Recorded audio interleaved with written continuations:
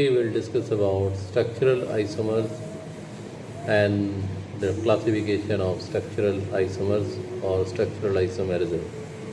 The organic compounds having similar molecular formula but their structural formulas are different are said to be as structural isomers, and the property is known as structural isomerism.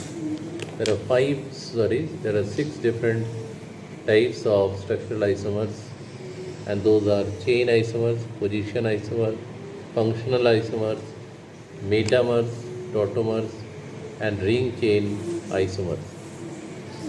In case of chain isomerism, the organic compounds having same molecular formula but the arrangement of carbon chains are different, said to be as chain isomers, and the process called chain isomerism.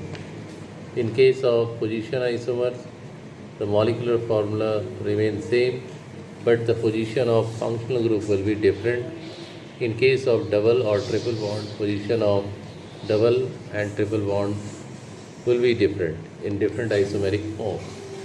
In case of functional isomers, the organic compounds having similar molecular formula but having different functional group are said to be as functional isomers. In case of metamers, the organic compounds having same molecular formula but having different number of alkyl groups attached with the functional group, both sides said to be as metamers, and the process called metamerism.